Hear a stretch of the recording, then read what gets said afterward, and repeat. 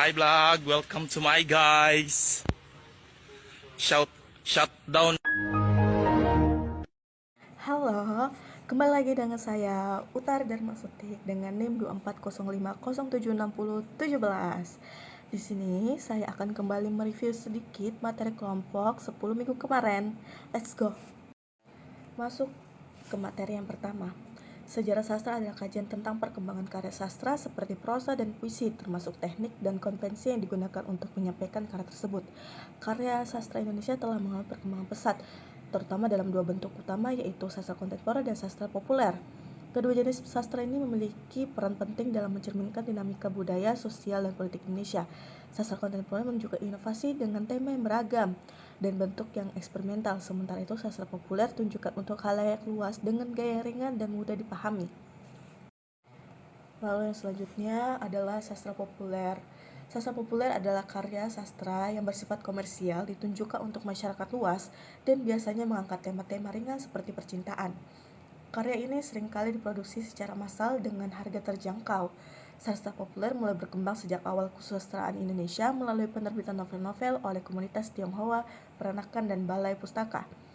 Pada tahun 1950-an hingga 1970-an, sastra populer semakin berkembang dengan munculnya majalah-majalah wanita seperti Femina dan Kartini yang seringkali memuat cerpen. Penerbit besar seperti Gramedia juga mulai memproduksi novel-novel populer dengan oplah tinggi. Penulis perempuan menjadi dominan pada masa ini, menghasilkan karya-karya yang produktif. Lalu yang selanjutnya adalah ciri-ciri sastra populer. Yang pertama yaitu alur sebagai kekuatan utama, cerita mudah diikuti. Lalu yang kedua, tema kasih asmara, percintaan menjadi tema utamanya. Lalu yang ketiga yaitu gaya sederhana, yaitu bahasa ringan dan mudah dipahami. Lalu yang keempat, untuk hiburan, ditunjukkan untuk menghibur pembaca. Lalu yang kelima, ada bersifat personal, menekankan pengalaman pribadi. Lalu yang keenam, ada sekali baca atau tidak membutuhkan pembacaan berulang kali.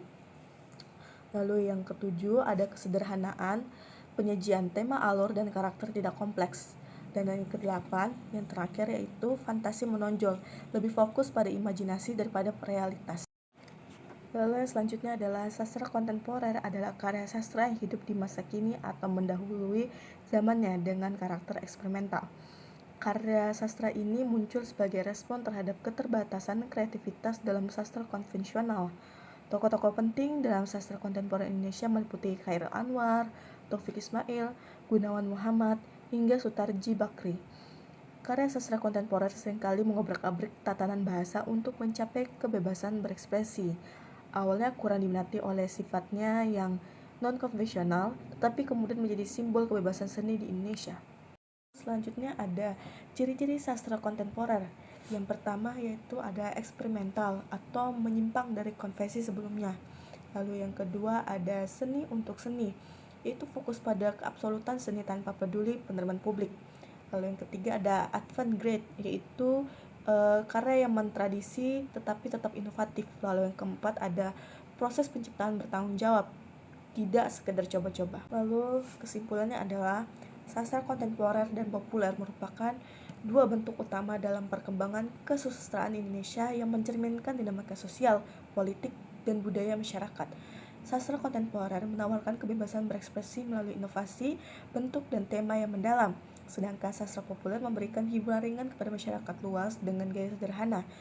Kedua jenis sastra ini saling melengkapi dalam memperkaya khazanah kesusastraan Indonesia. Sastra kontemporer mencerminkan kreativitas tanpa batas, sementara sastra populer menjawab kebutuhan masyarakat akan karya yang mudah diakses dan relevan dengan kehidupan sehari-hari. Thanks for watching. Please subscribe.